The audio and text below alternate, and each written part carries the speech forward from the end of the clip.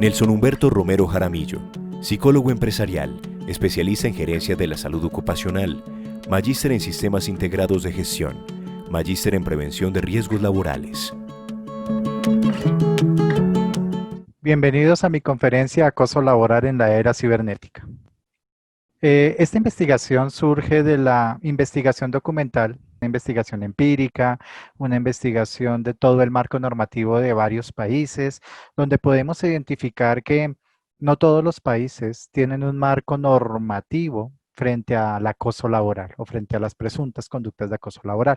Es así como vemos cómo Argentina tiene una ley, Bélgica, Brasil, Francia, Italia, Reino Unido y Suecia tienen normatividad específica que se relaciona y trabaja todo lo que sea el acoso laboral. Tenemos otros países que tienen normas generales o ordenamientos o diversas figuras jurídicas que tratan de esta manera de mitigar el impacto de las presuntas conductas de acoso laboral. Es así como tenemos Alemania, Bolivia, Chile, Costa Rica, Ecuador, España, México, Paraguay, Suiza y Venezuela, donde tienen algunos se pegan al derecho penal, otros desde la Constitución, otros lo trabajan desde el Código de Trabajo, diferentes normas, códigos de trabajo, leyes orgánicas, que desde ahí tratan de mitigar el impacto de las presuntas conductas de acoso laboral. En nuestro país tenemos varias normas, han surgido varias normas a lo largo de los años y entre esas tenemos la ley 1010 del año 2006, que es la ley de acoso laboral. Esa es la ley en nuestro país que reglamenta todo el modelo de prevención del acoso laboral en nuestro país. Posteriormente, en el año 2007 sale una sentencia constitucional, la 780, que habla de que no es muy difícil demostrar lo que se cataloga como acoso laboral en privado. Y dice que tiene que ser público porque la ley 1010 establece que el acoso laboral debe ser de índole público. Entonces, importantísimo tener presente que hay una sentencia que ya dice que en privado no se catalogaría acoso laboral en privado a no ser que tuviéramos como las pruebas respectivas. Y hay otra sentencia en el mismo año, en el año 2007, una sentencia, la 233 del 2007, que habla de una prueba ilícita. Entonces, garantiza que las pruebas que se toman deben ser lícitas, deben tener, no podemos grabar llamadas telefónicas, no podemos grabar ese tipo de situaciones porque se puede llegar a presentar que no sea tenida en cuenta de manera clara. Y no podemos grabar conversaciones en las cuales no participemos. Tenemos que grabar las conversaciones donde nosotros participemos, donde nosotros seamos los directamente involucrados en esa conversación. La prueba ilícita va a grabar conversaciones de terceros. Entonces, no podríamos grabar conversaciones de terceros, solo aquellas conversaciones donde si yo me siento acosado o siento que se me vulnera algún tipo de derecho, podré realizar la grabación sin necesidad de solicitar el permiso. Esta grabación obviamente pasará, se le hará la revisión respectiva para verificar que no sea una grabación adulterada, manipulada, cortada, pero pues se puede hacer, se presenta y el juzgado o el ente respectivo determinará si la vale o no la vale o la coge o no la coge dentro del proceso. Claro que si la conversación es de terceros, de inmediato no será tenido en cuenta. Posteriormente, en el año 2008 sale la resolución 2646, la resolución de riesgo psicosocial, y esta resolución es la que nos establece que se tienen que hacer mediciones de factores de riesgo psicosocial y que se tienen que hacer intervenciones de factores de riesgo psicosocial, ah, donde también enmarca que estas acciones deben ser realizadas por un psicólogo con licencia en seguridad y salud en el trabajo vigente. Es importantísimo tenerlo presente. Y esta resolución nos obliga a hacer intervenciones, identificación e intervención de factores de riesgo psicosocial. Posteriormente, en el año 2012 sale la resolución 652, que es la que establece o monta el Comité de Convivencia Laboral. Entonces, esta resolución importantísima porque ya da una herramienta a las organizaciones para tener un organismo mediador de las presuntas conductas de acoso laboral o de las quejas por presuntas conductas de acoso laboral. Posteriormente, unos días después, sale la resolución 1356 del mismo año 2012 que regulaba, modificaba o ajustaba la conformación del Comité de Convivencia Laboral y demás. Más adelante, en el próximo, miraremos esas características específicas. Está más adelante, en el año 2014, el decreto 1477, que es la tabla de enfermedades laborales. En esta tabla de enfermedades laborales se establecen 24 enfermedades que se pueden catalogar como consecuencia de factores de riesgo psicosocial. Entonces aquí es donde tenemos unas enfermedades, unas que son todas las partes de enfermedades gastrointestinales, colon irritable, gastroenteritis, otras que son todas las enfermedades relacionadas con problemas cardiovasculares y todas las enfermedades que están ligadas a los problemas psicosociales, ansiedad, depresión, angustia y demás. Entonces, es importante esta por eso, porque establece cuáles son las enfermedades asociadas. En el año 2017 sale otra sentencia, la sentencia 574, que habla del WhatsApp. Entonces, ojo cuando se crean grupos de WhatsApp donde se participa, donde está incluido el jefe, porque todo lo que se diga ahí tiene que ser para que tenga reserva de confidencialidad, debe estar implícito de que todo lo que se hable en ese grupo de WhatsApp va a tener reserva. Y cuando participa el jefe o participa algún representante de la institución, todo lo que se diga en ese contexto puede ser utilizado en una investigación disciplinaria. Y es por eso que surge esta sentencia. Hay otra sentencia, hay otra resolución, la 2404 del año 2019, que regulaba la aplicación de las baterías de factores de riesgo psicosocial. Importante esta porque nos establece los periodos. Debemos realizar aplicación de batería de riesgo psicosocial anualmente si los factores de riesgo dieron en riesgo alto o muy alto, y cada 2 años si dieron riesgo medio o riesgo bajo, la aplicación de la batería y la intervención de los factores de riesgo psicosocial. Igual acoge los instrumentos de medición que sacó el Ministerio de Trabajo, los instrumentos o las guías de intervención que sacó el Ministerio de Trabajo. Entonces, este es como el marco normativo esencial que regula el acoso laboral o que tiene algún tipo de relación con el acoso laboral en Colombia y en nuestra época. Y la era cibernética, ya podemos ver o identificar grabaciones, todo el tema de las grabaciones, ya sea telefónicas o demás, con las sentencias del año 2007. Y en el 2017 sale todo el tema del grupo de WhatsApp. Entonces, es importantísimo, incluso ahorita ya en el Consejo está haciendo curso una norma que regularía las jornadas laborales o la posibilidad de utilizar medios electrónicos después de la jornada laboral y todas las implicaciones que eso tiene. Entonces, en este momento de llegar a utilizar medios electrónicos, mandar mensajes, dejar tareas después de la jornada laboral, podríamos incurrir en tener que pagar horas extras o horas adicionales porque estamos dejando actividades o tareas después de la jornada laboral. La ley 1010 del año 2006 genera la definición y las modalidades del acoso laboral. Entonces, me voy a permitir leer el artículo segundo de la ley 1010. Para efectos de la presente ley se entenderá como acoso laboral toda conducta persistente y demostrable ejercida sobre un empleado, trabajador por parte de un empleador, un jefe o superior jerárquico inmediato o mediato, un compañero de trabajo, un subalterno encaminado a infundir miedo, intimidación, terror, angustia, a causar perjuicio laboral, generar desmotivación en el trabajo o inducir la renuncia del mismo. Entonces, esta es la definición que en nuestro país la definición que se tiene en nuestro país como de acoso laboral. Es importantísimo, no solamente es de jefe a subalterno, sino de subalterno a jefe y entre pares.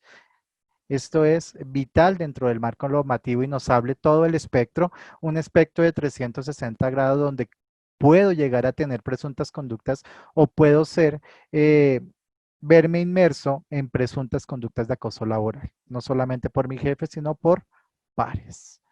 La ley 1010 también establece cuáles son las modalidades generales del acoso laboral. Entonces habla del maltrato laboral y el maltrato laboral está muy ligado a la violencia física o verbal. La violencia física o verbal que tengamos con un trabajador se catalogaría acoso laboral. La persecución laboral son actos reiterados o arbitrarios en contra de un trabajador. El 3 es la discriminación laboral. Es un trato diferente. Básicamente es que nos traten de manera diferente por nuestra ideología religiosa, política, por nuestro color de piel o por alguna otra característica. Eso se cataloga discriminación laboral.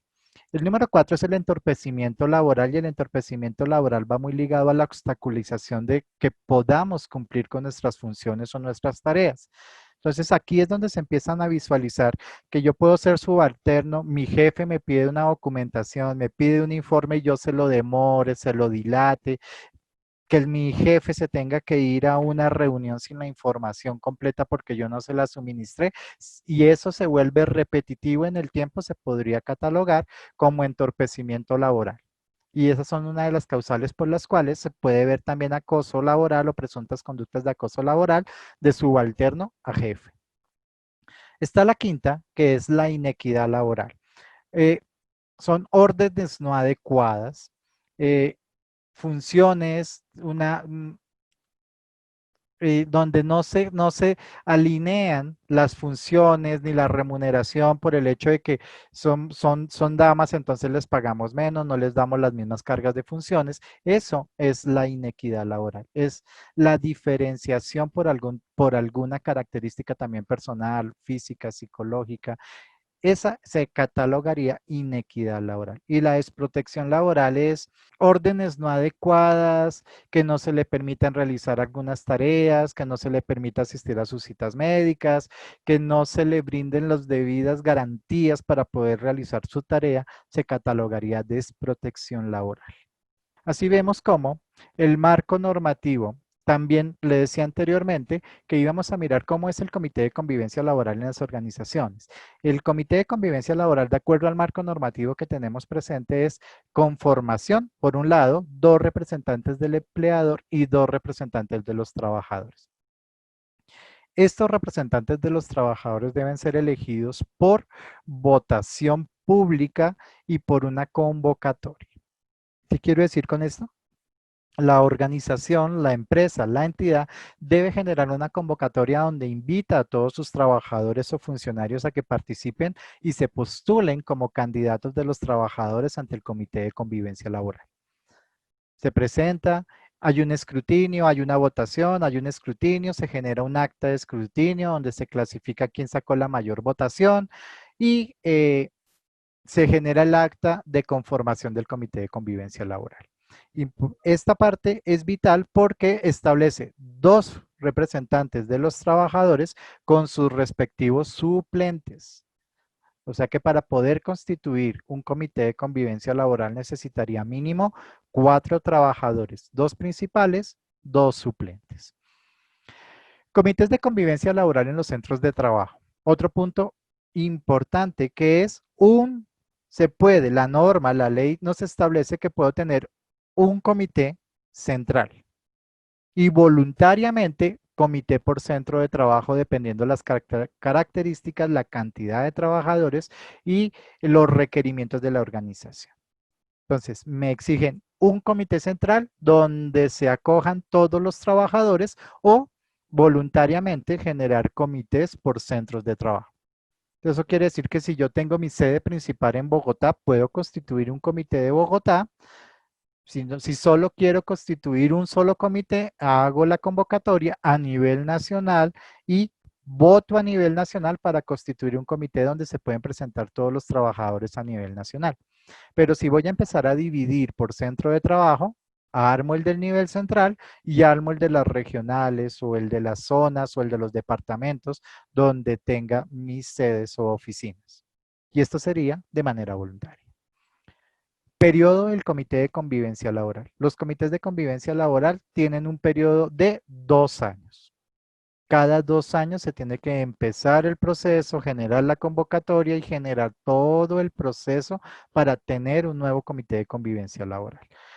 ¿Qué pasa cuando hago la convocatoria y no se me presenta nadie? Suele suceder. Uno, tenemos que mirar al interior de la organización qué está sucediendo, porque muy posiblemente los anteriores comités no se han visto funcionales o no se creen en los procesos de la organización y aquí tendríamos un problema mucho más grave. La otra es volver a generar una nueva convocatoria y hacer todo el proceso de sensibilización con los trabajadores para mostrarles la importancia que tiene el comité de convivencia laboral para garantizar tener los postulantes para poder convocar o poder tener un comité de convivencia laboral nuevo. Esto no quiere decir el comité de convivencia laboral que sale o el que entrega, si no se convoca a nadie, si no se presenta a nadie, debe seguir gestionando porque no puede quedar acéfalo el comité de convivencia laboral. Entonces el comité seguirá funcionando. Hay un concepto del Ministerio de Trabajo en el cual dice que si no se presenta nadie para el comité, este comité seguirá sesionando hasta que el empleador garantice la modificación o el cambio de comité de convivencia laboral. Se deberá hacer nuevamente por convocatoria. No quiere decir con esto de que no se pierda la responsabilidad que tiene el empleador de convocar nuevo comité. Tampoco es tan cierto que se pueda prorrogar el tiempo del comité existente por otros 2 años. No se podría hacer de esa manera porque recuerden que es voluntario y tiene que haber una votación, tiene que haber un escrutinio. Otra de lo que nos marca son las reuniones, ordinariamente por lo menos una vez cada 3 meses. El comité de convivencia laboral deberá reunirse mínimo cada 3 meses. Esto es ordinario. Podrá reunirse de manera extraordinaria dependiendo las actividades o las acciones que tenga que realizar el comité de acuerdo a sus necesidades, a las quejas presentadas, a las actividades de promoción y prevención que tengan que realizar y demás.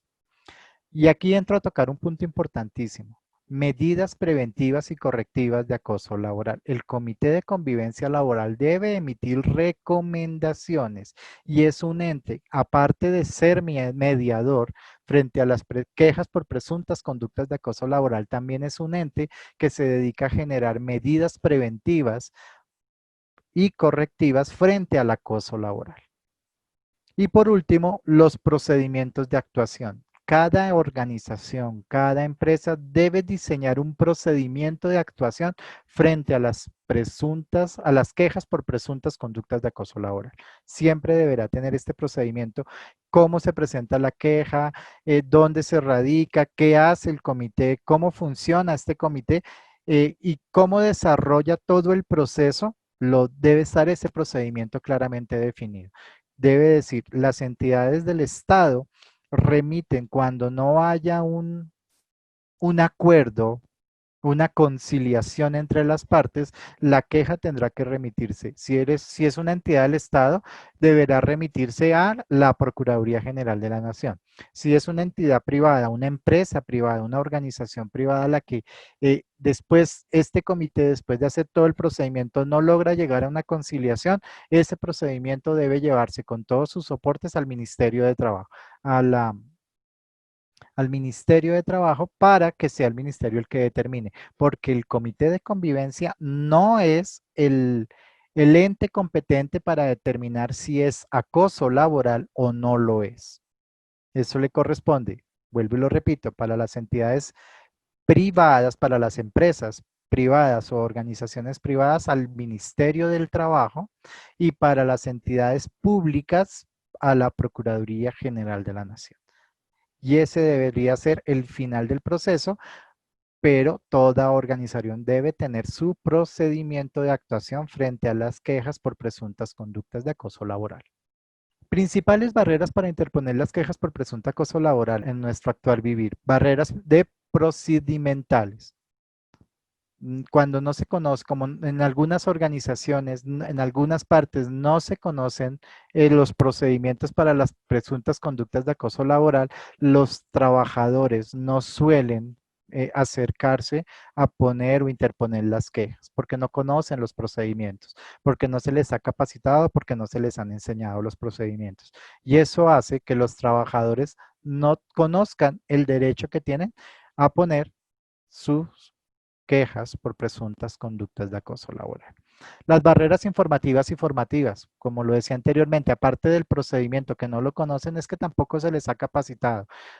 Hoy por hoy, después de muchísimos años en que salió la ley 1010 desde el año 2006, todavía hay trabajadores que no conocen que tienen derecho a poner una queja por presunto acoso laboral o no saben que lo tienen porque no se les ha informado, porque no se han capacitado, porque no se les ha explicado. Otra de las barreras son las barreras culturales. Entonces, lastimosamente en nuestros países, en nuestro país, eh, el hecho de poner alguna queja por presuntas conductas de acoso laboral a veces es tildado de que la persona que se está quejando tiene la culpa, de que si es mujer, entonces es que usted dio pie para eso. Esas son barreras culturales y son juicios de valor. Igual que las barreras sociales, esas dos van muy ligadas y por eso muchas veces, por el miedo al que dirá, por el temor, por esas circunstancias, dejan nuestros trabajadores de imponer o poner sus quejas por presunto acoso laboral. Incluso también por el hecho de tener miedo a perder el trabajo, que esa es la última, miedo o temor. Miedo o temor a perder el trabajo, a quedarme sin empleo y al que dirán, que me echen la culpa a mí. Entonces, esas son las principales barreras para interponer las quejas por presunto acoso laboral. Ahora vamos a mirar el impacto del acoso laboral en cifras. Como no hay muchos estudios, la información que se obtuvo de estudios empíricos realizados en el país, documentos, algunos documentos institucionales y algunas notas de comunicación o medios escritos que se lograron identificar. Entonces, desde aquí se construyó esta estadística o estos valores o estas cifras del impacto del acoso laboral. Entonces, en el año 2017 se reportaron alrededor de 2005 casos por presuntas conductas de acoso laboral. Ya hacia el año 2018, solo en el primer semestre se habían reportado 1.406 casos por presunto acoso laboral. A mitad de año ya íbamos casi en el 70% de lo que se había presentado en el año 2017. Y si miramos en el 2019, en el primer semestre se habían reportado 1.548 casos por presunto acoso laboral.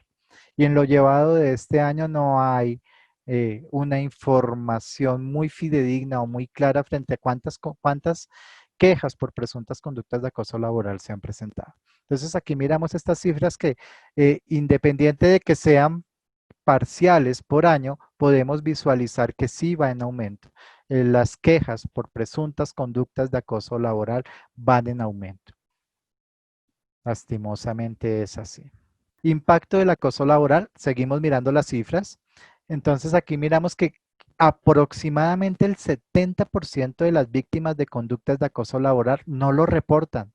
Entonces, si nosotros nos devolvemos A mirar esos casos que han sido reportados y vemos que solamente se reporta el 30% de las conductas de acoso laboral, estos números serían muy poco reveladores frente a cuántas quejas por presuntas conductas de acoso laboral podríamos tener. Aproximadamente, como dice, el 70% de las víctimas no lo reportan. ¿Por qué? Por las barreras que habíamos dicho anteriormente, barreras culturales, por el miedo, porque los trabajadores no conocen que tienen derecho a poner quejas por presuntas conductas de acoso laboral o no saben cuáles son estas conductas de acoso laboral. Otro dato, el 70% de los autores de conductas de acoso laboral son hombres, caballeros. Entonces, esto quiere decir que la gran mayoría de las quejas que se presentan son por damas, por mujeres que se sienten acosadas. Otro factor, el 66% de todas las víctimas de acoso laboral son mujeres. Pues esto, si el 70% son caballeros, pues mire que el 66% de las víctimas o de las personas que han reportado acoso son mujeres, son damas. Y por último, el 26% de las empresas no toman cartas en el asunto. Quiere decir con esto de que no tienen su comité de convivencia laboral, de que no tienen establecidos un procedimiento para la intervención de factores de riesgo psicosocial, no tienen un procedimiento para la actuación frente a las presuntas quejas por conducto, por acoso laboral, no cuentan con nada de esto, o simplemente montan el comité y no realizan las actividades para que este comité funcione. Entonces, no toman cartas en el asunto, lo cual es bastante complicado porque nosotros tenemos en nuestro país todo el tema de la responsabilidad compartida. Y en la ley 1010 que decía o dice que si la empresa no hace absolutamente nada por prevenir las presuntas conductas de acoso laboral, está patrocinándolas y también podría haberse inmiscuido en una demanda por no cumplir con los procedimientos y no tener un procedimiento de actuación frente a estas conductas de acoso laboral o estas presuntas conductas de acoso laboral. Acoso laboral por intermedio de las TIC. Y aquí es donde empezamos a ver el impacto de la era cibernética en el acoso laboral. Esto lo vamos a numerar para que tengamos presente y no caigamos, porque también nos podríamos ver inmiscuidos en presuntas conductas de acoso laboral por remitir, por distribuir en redes sociales imágenes o datos personales. Vital tener en cuenta de que no podemos distribuir en redes sociales imágenes o datos personales si no tenemos autorización o permiso para esto. Crear un sitio web para estigmatizarlo o ridiculizar a la víctima. Entonces, que me incluyan, que yo participe, que yo haga comentarios, que yo sea el que monte el sitio web, se podría considerar como una presunta conducta de acoso laboral y podría haberme inmiscuido en una queja por presuntas conductas de acoso laboral.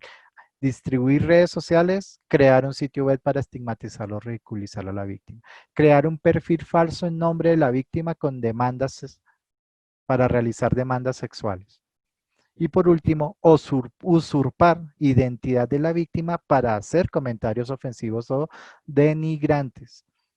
Entonces, estas se han catalogado y mirando la literatura son las que se han encontrado como fuentes de las tecnologías de la información para generar acoso laboral. Más fuentes por las tecnologías por las cuales se pueden aplicar o realizar conductas de acoso laboral. Crear un email de la víctima para convertirla en blanco de spam y contactos con desconocidos. Acceder al ordenador de la víctima sin su consentimiento. Y esto podría verse muy usual en las organizaciones. Hey, voy a realizar algo y entro a su computador y manejo. Si el trabajador o el compañero en algún momento se siente vulnerado en sus derechos porque yo entro a su ordenador, se podría catalogar como una conducta de acoso laboral. Debo tener el consentimiento del trabajador para poder acceder a su información, así sea para bajar un archivo que necesito o un archivo que compartamos. Llamadas o mensajes de textos por medio del teléfono móvil. A través de llamadas, de mensajes de texto, a través del celular, se puede generar una conducta de acoso laboral. Entonces, debemos tener muchísimo cuidado con los mensajes, con los textos que enviamos por nuestro teléfono. Además, se podría, el enviar esos mensajes, se queda la trazabilidad y podemos a través de esa trazabilidad poner nuestra queja por presuntas conductas de acoso laboral. Recuerden que la ley 1010 establece que si yo voy a colocar una queja por alguna presunta conducta de acoso laboral, debo anexar las pruebas. Entonces, la queja por presuntas conductas de acoso laboral debe ir a nombre propio. Yo, Nelson Humberto Romero Jaramillo, me quejo en contra de X persona y aquí están las pruebas por presuntas conductas de acoso laboral. Otra cosa importante que debemos tener en cuenta es que las quejas deben ser por acciones o conductas que se han desarrollado durante los últimos 6 meses. ¿Qué quiere decir esto? Que de 6 meses hacia atrás no nos van a aceptar una queja por presuntas conductas de acoso laboral. Importante, debe ser repetitivo en el tiempo. O sea, que un día me llamó la atención, que un día me gritó, que un día me dijo, no se catalogaría una conducta de acoso laboral. Ese tendría que ser repetitivo, constante en el tiempo, en los últimos meses, no mayor a 6 meses. Por último, distribuir falsos rumores de la víctima por redes sociales. Y aquí caemos mucho. A veces llegan por el correo electrónico la foto de un carro y digamos que es que ese carro acaba de robar a alguien, difundámoslo por todas las redes sociales. Podríamos meternos en un inconveniente si no verificamos o si no podemos garantizar que la información que nos han enviado es cierta. Y esta situación es más usual de lo que creemos, mucho más usual de lo que creemos, que nos lleguen mensajes que divulguemos, que este es un violador, que este es, ojo, ojo, si no tienen o no pueden garantizar la fiabilidad de la información que ustedes están distribuyendo, pueden incluir en esto, distribuir falsos rumores de una víctima por redes sociales. Y podríamos vernos inmiscuidos en una presunta conducta de acoso laboral y mucho peor, una difamación o algo así por el estilo que tendría otras implicaciones legales diferentes. Entonces debemos cuidarnos en la época cibernética con el uso de nuestras tecnologías de no distribuir información que no conozcamos o que no sepamos si es real o veraz. Hay más. Enviar por cualquier medio electrónico mensajes ofensivos, hostigadores, amenazantes e incomodar y perseguir a la víctima en espacios de Internet que frecuenta. Entonces, el entrar al Facebook, el entrar a sus plataformas, si me elimina el buscar cómo hacer para volver a ingresar, se podría catalogar una presunta conducta de acoso laboral. Acciones de presión para actuar conforme a las solicitudes del ciberacosador. Chantajes, manipulación, amenazas a través de los medios de comunicación, del teléfono, mensajes de texto, vuelve y aplica. Pues todo esto dentro de las relaciones laborales se puede constituir como conductas de acoso laboral a través de las tecnologías. Estas son algunas recomendaciones para los empleadores, para que tengamos presentes cómo podemos realizar labores de prevención frente a las presuntas conductas de acoso laboral a través de las TICs, de las tecnologías de la información.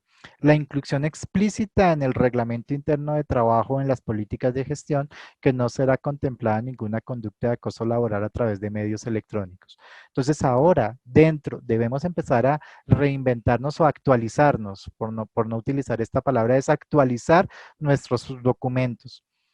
Entonces, dentro de los contratos, como una cláusula más o dentro de nuestro reglamento interno de trabajo que debe ir alineado a lo que marca la ley 100 o eh, el reglamento de trabajo en Colombia, es incluir explícitamente en el reglamento interno de trabajo la política de gestión y debe quedar claro que no será contemplada ninguna conducta de acoso laboral a través de medios electrónicos.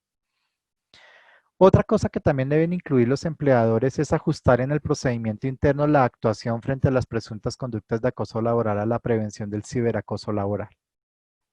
Esto también debe actualizarse, ese procedimiento interno del que yo les hablaba anteriormente que debe tener todas las organizaciones de qué vamos a hacer frente a las presuntas quejas por conductas de acoso laboral. ¿Qué vamos a hacer?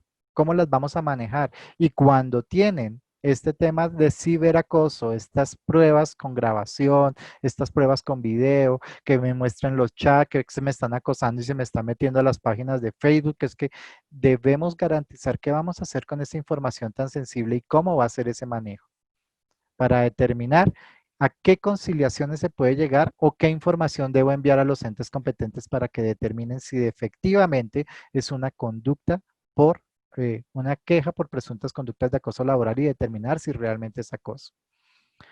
Otra recomendación es incluir en los códigos éticos o de conducta el respeto a la comunicación por medios electrónicos.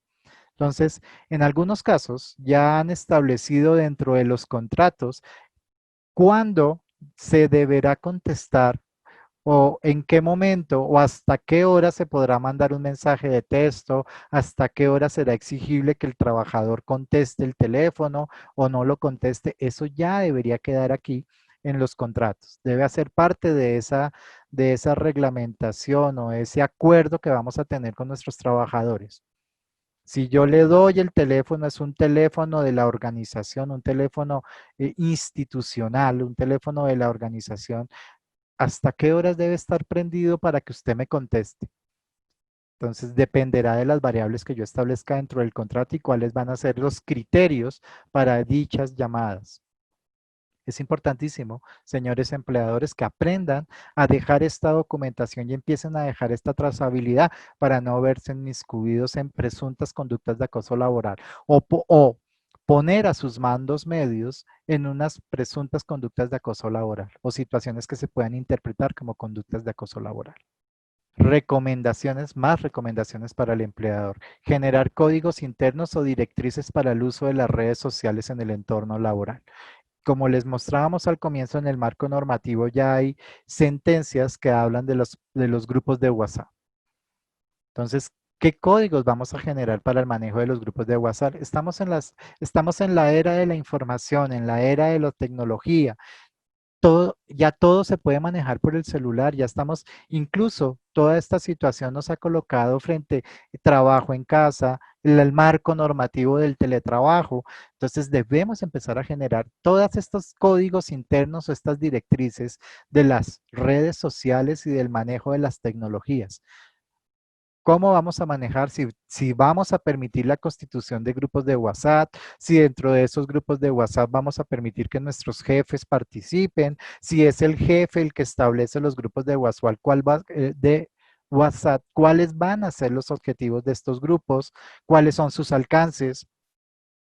¿Hasta qué horas estoy obligado como trabajador a incluirme en un grupo de WhatsApp donde se encuentre mi jefe? ¿Hasta dónde voy a estar obligado a contestar los correos o los mensajes que se me envíen a través de estos medios? ¿Cómo vamos a gestionar el manejo de estos elementos o de estas tecnologías? Esos códigos deben quedar claramente definidos con el fin de evitarnos inconvenientes a futuro. Otra recomendación es establecer una política de buenas prácticas en el uso de las tecnologías en las relaciones de trabajo. Dejarle claro tanto a mis mandos altos, mandos medios, a mis trabajadores, a mis colaboradores, cómo va a ser la gestión de las tecnologías de la información. ¿Cómo lo vamos a manejar? ¿Cómo lo vamos a establecer? ¿Cuáles van a ser esos criterios? ¿En qué momento se deben gestionar? ¿En qué momento es valedero algún requerimiento a través de un medio de las tecnologías, un WhatsApp? ¿Hasta dónde estos marcos normativos en las organizaciones se tienen que actualizar y dependiendo de los criterios de mi organización? Y es importante que lo tengan presente para que no, vuelvo y lo repito, para que no incurramos en situaciones que pueden dar pie a quejas por presuntas conductas de acoso laboral. Otra de las recomendaciones que se tiene es reglamentar la utilización de redes y grupos sociales en las relaciones laborales. Ya lo habíamos dicho anteriormente, WhatsApp, grupos de WhatsApp, mensajes de texto, mensajes por Skype, bueno, cualquiera de las tecnologías que se tiene, ¿cómo las vamos a manejar? Y esto es importante para la organización porque como lo he dicho, como lo estamos viendo, muchas de las tecnologías se están utilizando ahorita para generar todo el desarrollo organizacional. Entonces debemos reglamentarlas y debemos dejar claros cuáles van a ser esas reglamentaciones, cómo va a funcionar esta relación a través de las tecnologías de la información. Tenemos más recomendaciones. Establecer en el contrato laboral cómo se manejará la relación digital. Otra, ajustar el procedimiento de investigaciones disciplinarias para contemplar las posibles sanciones de situaciones por presuntas conductas de acoso laboral que se generen a través de las tecnologías de la información. Una más, si se identifican conductas de acoso laboral, acciona el procedimiento establecido de inmediato. Y esto es una invitación a todas las organizaciones, a todos los jefes de las organizaciones, representantes legales, a tengan establecidos un procedimiento de actuación frente a las quejas por presuntas conductas de acoso laboral y ejecútenlo. Permítanle a su comité de convivencia laboral ejecutar los procedimientos, establezcan los procedimientos para no verse involucrados por permitir en sus organizaciones presuntas conductas de acoso laboral. Establecer las responsabilidades de los mandos medios en la gestión del clima laboral de su equipo de trabajo. Como lo dije anteriormente, nuestros mandos medios tienen el tema de corresponsabilidad. Son directamente corresponsables del clima laboral de su equipo de trabajo. Entonces, si se están presentando presuntas conductas de acoso laboral con algunos de sus subalternos, ¿qué hizo como jefe de área? ¿Lo permitió? ¿Los llamó al orden? ¿Les llamó la atención? ¿Qué hizo? Ya no podemos quedarnos simplemente en que se están presentando conductas de acoso laboral. Eso es del comité de convivencia, miren a ver cómo lo resuelven. No, señores, debemos dejar claras esas responsabilidades. Es más, nuestro marco normativo de seguridad y salud en el trabajo, la ley, el decreto 1072 establece todo el tema de las responsabilidades y que debemos delegar responsabilidades en todos los actores del sistema. Entonces, una de las responsabilidades que tienen los mandos medios, aparte de permitir que su equipo de trabajo participe en todas las acciones del sistema de gestión de seguridad y salud en el trabajo, es la de garantizar el clima laboral de su equipo de trabajo. No puede permitir que el clima laboral de su equipo de trabajo se vea entorpecido por presuntas conductas de acoso laboral o por otras circunstancias. Pero importante, y como es el tema que nos tiene, acoso laboral. Y menos en la era cibernética donde es tan fácil a través de un mensaje de texto dañarle la imagen a alguno de los colaboradores. Otra, constituir, capacitar y generar los espacios para que éste cumpla con sus funciones. Estamos hablando del comité de convivencia laboral. No solamente basta con constituirlo, generar el acta de constitución y generar todos los procedimientos y ya tenemos comité de convivencia laboral. No, hay que capacitarlo y generar los espacios para que él cumpla con sus funciones. Hay que darle las funciones para que él pueda realizar las tareas que tiene que realizar como comité de convivencia laboral. Establecer procesos de actuación frente a las conductas de acoso laboral fáciles de seguir. Mire que anteriormente una de las barreras es que los procedimientos son difíciles, son engorrosos, y eso hacen que los trabajadores no coloquen las quejas por presuntas conductas de acoso laboral. Entonces, esos procedimientos hay que hacerlos fáciles de seguir, procedimientos dinámicos, procedimientos rápidos que lleven a soluciones prontas y no que sea mucho tiempo para generar una acción oportuna y pronta frente a una conducta de acoso laboral. Incluir en el plan de capacitación los temas relacionados con acoso laboral. Vital, tanto para los mandos medios, para los trabajadores, para los integrantes tanto del comité de convivencia como para el comité paritario de seguridad y salud, porque acuerden que también aquí también el comité paritario de seguridad y salud en el trabajo también presta funciones para intervenir o identificar factores de riesgo. Y los factores de riesgo aquí sería de riesgo psicosocial, lo que conocemos como la dimensión de liderazgo y relaciones sociales en el trabajo. Recomendaciones para el trabajador. Aquí ya estamos hablando del trabajador. No multiplicar información de dudosa procedencia o que no sea posible garantizar su fidelidad.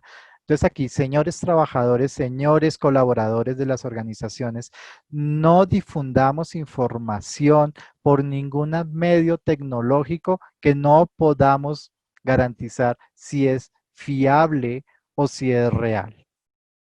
Y así fuera real, no procuremos no hacerlo. No enviemos mensajes de dudosa procedencia. Abstenerse de realizar comentarios inapropiados o que puedan dañar la imagen de otra persona por redes sociales. Los mensajes de WhatsApp. Hace poco veía yo un WhatsApp de la oficina sin el jefe.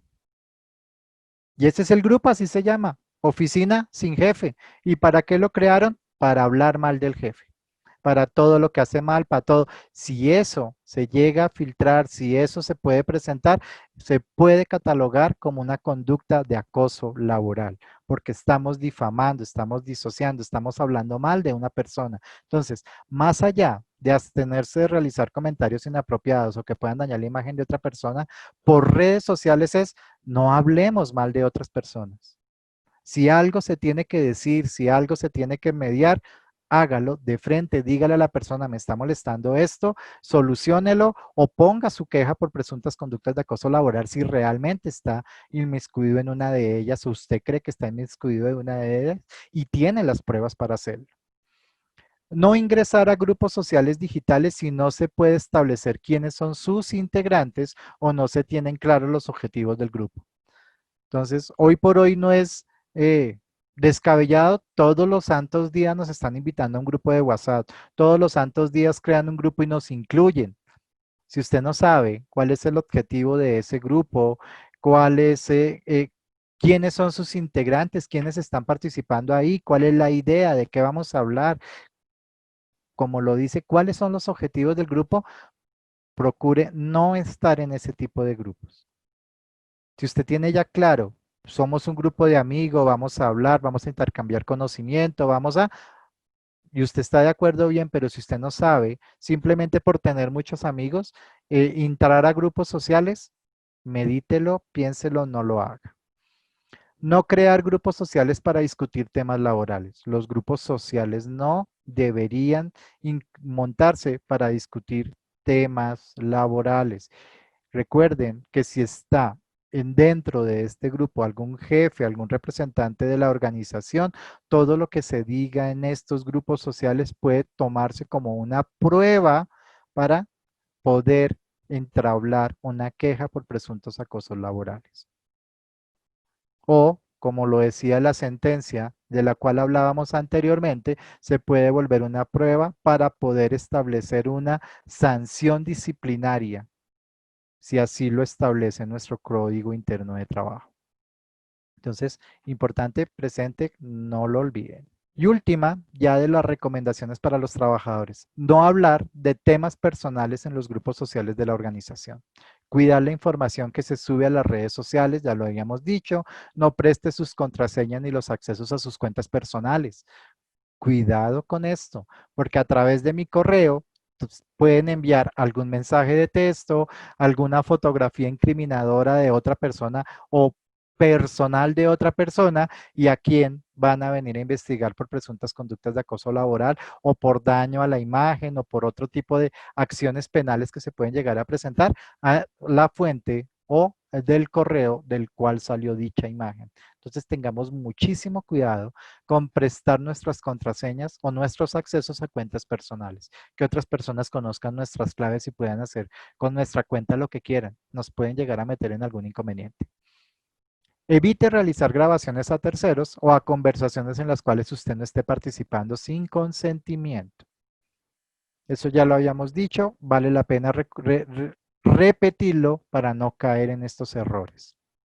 Y por último, retos para la prevención del acoso laboral. ¿Cuáles son esos retos que nos tenemos hoy por hoy frente a nuestras situaciones de acoso laboral? Uno, el aumento de las tecnologías y que las tecnologías cada vez son más amplias y nos dan la información en tiempo real. Entonces, mucho más rápido conocemos la información el día de hoy. Eso se nos vuelve un reto porque tenemos que empezar a reglamentar o a identificar cómo van a ser los manejos de estas conductas de acoso laboral que se presentan a través de las tecnologías. Dos, los mecanismos o las estrategias que tenemos para hacer las investigaciones de las presuntas conductas de acoso laboral, si sí son o no son. Otra, la falta de capacitación, la falta de entrenamiento, eso se nos convierte en una de esas retos que tenemos, generar mayores capacitaciones, mayor que nuestros trabajadores conozcan mucho más cuáles son esas conductas de acoso laboral y qué pueden hacer para enfrentarlas o para poner sus quejas. Dos, cuarto, perdón, disminuir esos procedimientos y esos trámites, que los procesos sean ágiles, sean fáciles y que la gente no los pueda seguir. Entonces, y aumentar la cobertura. ¿Cómo aumentamos la cobertura?